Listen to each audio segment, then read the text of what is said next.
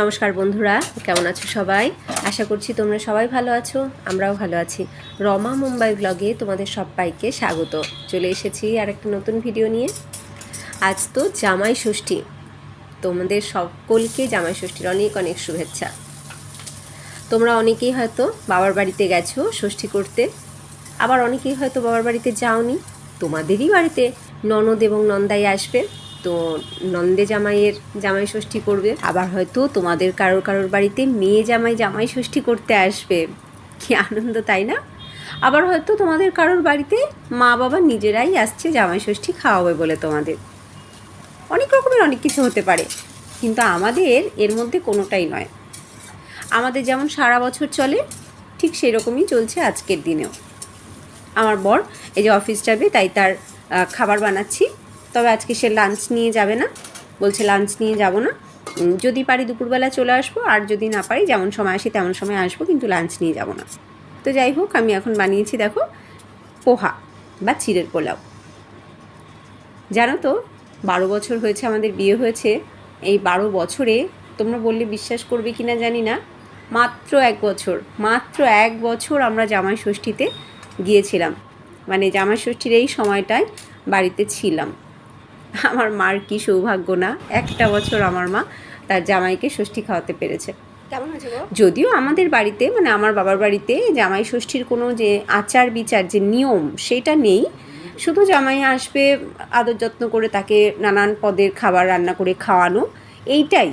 এমনি যে পুজো বা একটা যে আশীর্বাদ পর্ব থাকে সেইটা নেই আমার বাবার বাড়িতে। কিন্তু মেয়ে জামাই আসে, ভালো মন্দ রান্না করে খাওয়ানো হয়, ব্যাস এইটুকুই। তো সেটাও আমার মার কপালে জোটে না। 12 বছরে মাত্র এক বছর হয়েছে। তো এই বছরও মা আফসোস করছে, বলছে জামাই ষষ্ঠীটা যদি আর কদিন আগে পড়তো কত ভালো হতো, তোরা থাকতে পারতিস। যে হ্যাঁ, আর এই সময়টা তো থাকা সম্ভবও ছিল না, বাবার স্কুল তো স্টার্টও হয়ে গেছে। তো যাই হোক, আমার মা প্রতি বছর, আমার মা বাবা দুজনেই খুব দুঃখ করে এই সময়টায় বা আজকের দিনটাতে। কারণ পাড়ায় অন্য সব বাড়িতে মেয়ে জামাইরা আসে, আর আমার বাবা বিশেষ করে দুঃখ করে বলে সবার বাড়িতে মেয়ে জামাই এসেছে, কত আনন্দ, কত হই হুল্লোড়। আমার বাড়ি চুপচাপ আজকে।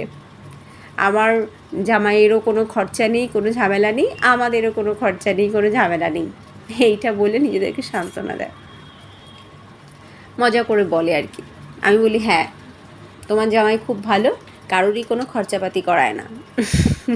কি বলবো আর বলো। তো যাই হোক, এখন ওটা আমাদের অভ্যাসে হয়ে গেছে আর কি, হ্যাবিচুয়েটেড হয়ে গেছি আমরা, মা বাবাও আমরাও। আমার বৌদিরা গেছে, বড় বৌদি যায়নি, ছোটো বৌদি গেছে ষষ্ঠী করতে।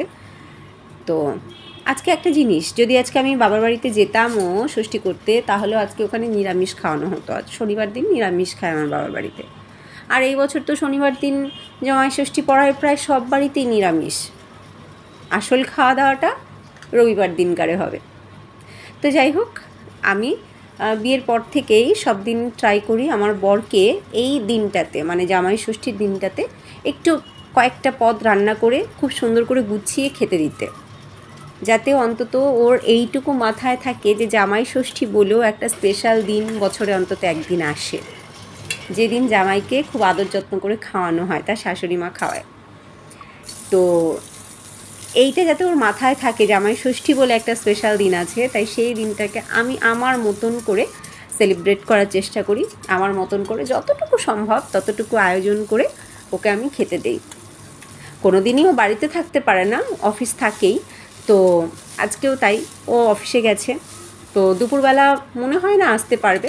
আসলে তো সেই অ্যাজ ইউজুয়াল টাইমেই আসবে। তো আমি ভেবেছি ওই রকমটাই, যে সারাদিন বসে আমি যেমন পারবো কয়েকটা পদ একটু রান্নাবান্না করব, করে ও বাড়িতে আসলে রাত্রে মানে ডিনারটায় আমি ওকে একটু সাজিয়ে গুছিয়ে খেতে দেব, এবং সেটা আমার মাকে ভিডিও কল করে দেখাবো, যাতে মার মনে একটু হলেও সেই মানে আনন্দটা আসে, একটু খুশিটা আসে, যে হ্যাঁ আমার জামাইটাকেও একটু সাজিয়ে গুছিয়ে খেতে দেওয়া হয়েছে। তো সেই ভাবনা থেকে কি করেছি, একটু পনির নিয়ে এসেছি। শনিবার দিনকার আমরাও একটু নিরামিষ খাওয়ারই চেষ্টা করি প্রায় শনিবার। তো আজকেও নিরামিষই রান্না করবো ভেবে একটু পনির নিয়ে আসলাম। তো আজকে আমি যে পনির রেসিপিটা রান্না করছি, এই রেসিপিটা কিন্তু ভীষণ সহজ আর ভীষণ টেস্টি, ভীষণ সহজ, মানে একদমই ওই 8-9 মিনিটের মধ্যে রান্না কমপ্লিট হয়ে যাবে। তোমরা দেখলেই কি করেছি, পনিরটাকে প্রথমে একটুখানি ম্যারিনেট করে রেখে দিয়েছিলাম, তারপরে আমি ওদিকে বাসন্তী পোলাওয়ের প্রিপারেশনটা করেছি। পনিরটাকে ম্যারিনেট করেছি, একটুখানি দই, তার সাথে একটু আদা রসুন পেস্ট, তার সাথে গরম মশলার গুঁড়ো, গোলমরিচ গুঁড়ো, লেবুর রস আর লবণ, ব্যাস এই দিয়ে ম্যারিনেট করে রেখে দিয়েছিলাম।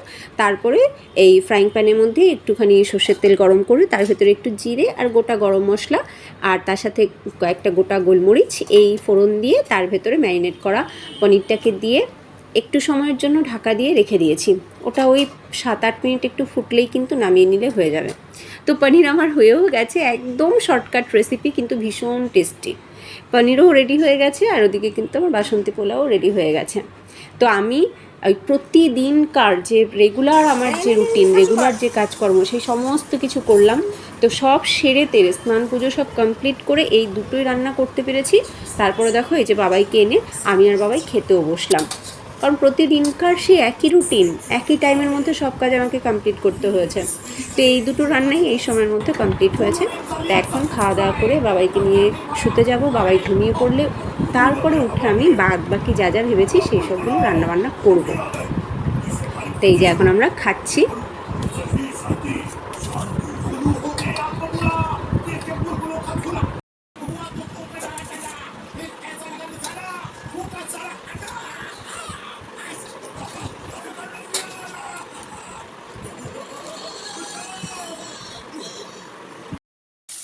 বাবাই ঘুমিয়ে পড়ার পরে উঠে এসে আবার বাদবাকি রান্না শুরু করলাম।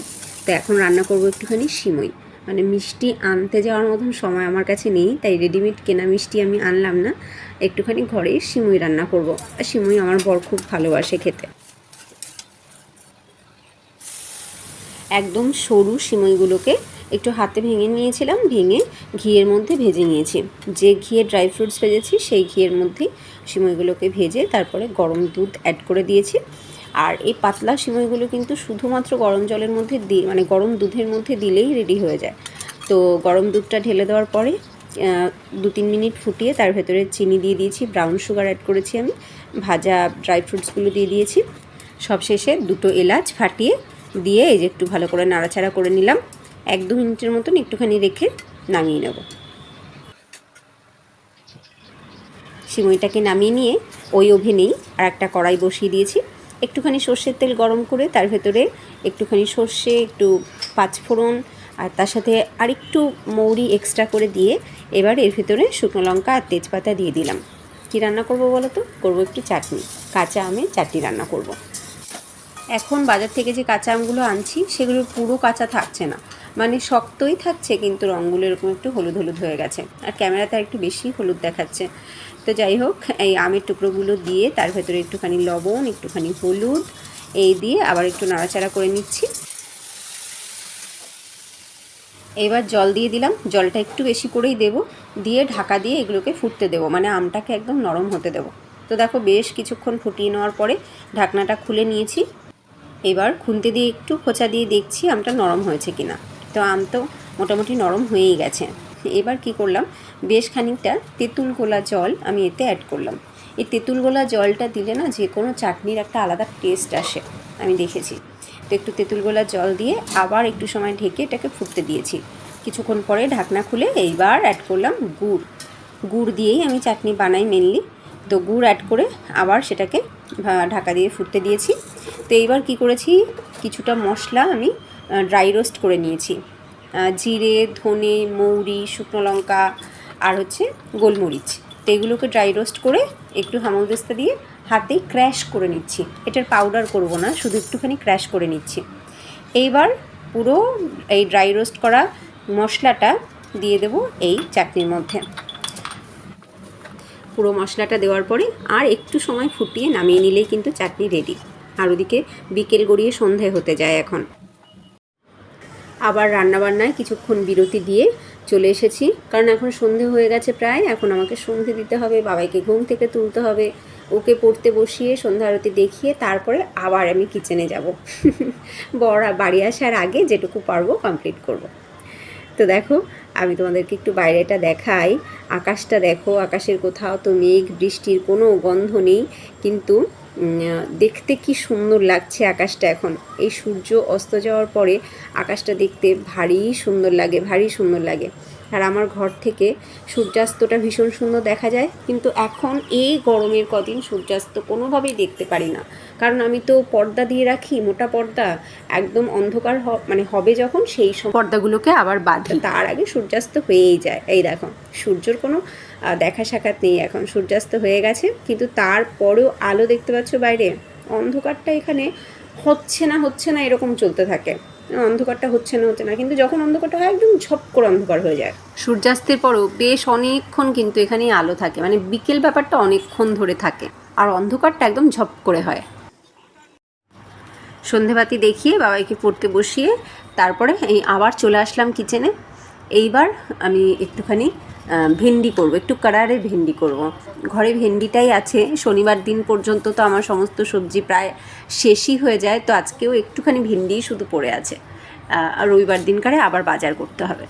তো সে যাই হোক, কারারে ভেন্ডি করার জন্য আমি এই বড় পাত্রের মধ্যে প্রথমে একটু চালের গুঁড়ো নিয়েছি, তারপরে একটু বেসন নিয়েছি, তারপরে নুন, হলুদ, শুকনো লঙ্কার গুঁড়ো আর ধনে গুঁড়ো, এগুলোকে নিয়ে ভালো করে শুকনো হাতে মিশিয়ে নিয়ে তারপরে ভেন্ডিগুলোকে দিয়ে দিলাম। আর ভেন্ডিগুলোকে কী করেছি, গোটা গোটা ভেন্ডি রেখেছি, শুধু মাঝখান থেকে চিড়ে দিয়েছি। এইবার ভেন্ডিগুলোকে শুকনো হাতে একটু ওই শুকনো মশলার সাথে মিশিয়ে নিয়ে সামান্য জল অ্যাড করে পুরো মশলাটাকে ভেন্ডির গায়ে মাখিয়ে নিয়েছি। এদিকে এয়ার ফ্রায়ারটাকে প্রিহিটে বসিয়ে দিয়েছিলাম। তো এইবার এই এয়ার ফ্রায়ার ট্রের উপরে এক একটা করে ভেন্ডি খুব সুন্দর করে সাজিয়ে নেব। এগুলোকে এরকম আলাদা আলাদা একটা একটা করে দিলেই কিন্তু জিনিসগুলো ভালো হবে। যদি আমি পুরোটাকে একসাথে এর ভেতরে ঢেলে দিয়ে দিই তাহলে কিন্তু সেটা ভালো হবে না। তো এগুলোকে এরকমভাবে সাজিয়ে দিতে হয়। তো সব ভেন্ডি কটাকে আমি সাজিয়ে দিলাম এবং সবটা একইবারে হয়ে গেল।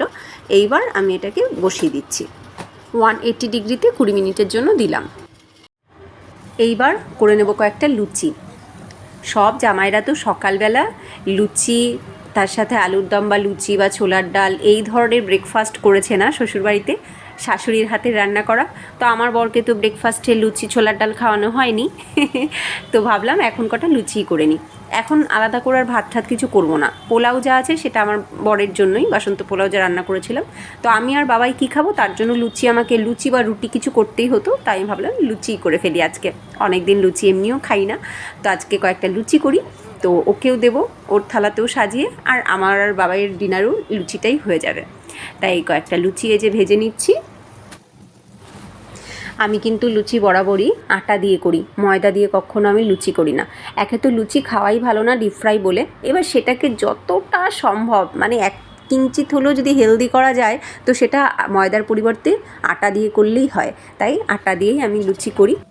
বাবাই বই কি পড়বে, লুচি ভাজা দেখে যে কি খুশি, অনেক দিন বাদে আজকে লুচি ভাজছি তো ভীষণ খুশি হয়েছে ও। আর ও খুব ভালোবাসে লুচি পরোটা, এগুলো ভীষণ ভালোবাসে খেতে। ভাতটাই অপছন্দর, ভাতের বাইরে এই লুচি রুটি পরোটা যা দেবে সেটাই ও খুব ভালোবাসে খেতে। তো এবার সর্বশেষ রান্না হচ্ছে, মানে লুচি ভেজে তোলার পরে যেটুকু তেল ছিল সেই তেলের মধ্যে এই দেখো কয়েকটা পাঁপড়ও ভেজে নিয়েছি। এখানে 4 রকমের পাঁপড় আছে, সব রকমের পাঁপড় কটা কটা করে ভাজলাম। পাঁপড় নর্মালি তো আমি সেকেই নেই, ভাজি না, আর এখন তো এয়ার ফ্রায়ারেই করে নিই, তো আজকে তেল আছে বলে একটু ভেজে নিলাম। এইবার শুরু করলাম আমার বরের জন্য থালা সাজাতে। আমার বর ইতিমধ্যে এসে গেছে, এসে সে ফ্রেশ হয়ে নিয়েছে। ওদিকে বাবাইকে বললাম, বাবাই চেয়ার টেবিলটা অ্যারেঞ্জ কর। এইবার এই যে ওর জন্য থালা সাজানো শুরু করেছি আমি। ও তো বাড়িতে এসে এত কিছু দেখে অবাক, বলছে কি করছো? বলছি কী আবার করো, তোমার শাশুড়ি আমাকে অর্ডার করেছে তোমাকে যাতে আজকে একটু সাজিয়ে গুছিয়ে খেতে দেই, তার জামাইয়ের জন্য জামাই ষষ্ঠীটা একটুখানি হলেও সেলিব্রেট করি, তো সেই দায়িত্বটা পালন করার চেষ্টা করছি। তো এই যে থালা সাজিয়ে নিয়েছি দেখো। সারাদিনের সমস্ত কাজের ফাঁকে ফাঁকে আমার এই ছোট্ট আয়োজন। তো জানি না আমার বরের ঠিক কেমন লাগবে, তবে ও তো ঘরে ঢুকেই এই রান্নাবান্নার তোড়জোড় দেখে খুব খুশি হয়েছে, বুঝতে পেরেছে আজকে কিছু স্পেশাল হতে চলেছে। সারাদিন পরে রাত্রে বাড়ি এসে বউয়ের হাতে রান্না করা খাবার দিয়ে হচ্ছে আমার বরের জামাই ষষ্ঠী। লাস্ট পাতে দিলাম এই যে ছাঁচ বা বাটার মিল্ক। আমার তো খাবার খাওয়ার পরে ছাঁচ বা বাটার মিল্ক দারুণ লাগে খেতে। কি জামাই খুশি? মুম্বাইয়ে বসে বউয়ের হাতে রান্না করা খাবার দিয়ে তোমার জামাই ষষ্ঠী হোক। হ্যাঁ, এই হাসিটা দেখতে পাচ্ছ? এই হাসিটার জন্যই মনে হচ্ছে আমার সারাদিনের পরিশ্রম সাকসেসফুল হলো। তো এখন একটা বড় কাজ আছে, ওর খাওয়া শুরু করার আগে মাকে ভিডিও কল করতে হবে। মাকে ভিডিও কল করে আগে সবটা দেখিয়ে নিই। মার সাথে কথা বলা হয়ে গেলেও ভিডিও কল করে দেখিয়ে নিয়েছি। মা তো খুব খুশি হয়েছে, বলে মাছ মাংস কিছু নেই। আনছি এমনি তো নিরামিষ, তোমার বাড়িতে থাকলেও আজকে নিরামিষই খেতে হতো, এখানেও নিরামিষ, সে যাই হোক, বলে কালকে কিন্তু অবশ্যই মাছ টাছ কিছু রান্না করে খাওয়াবি। আনছি আচ্ছা ঠিক আছে। তো এবার আমরা এই যে খাওয়া শুরু করেছি।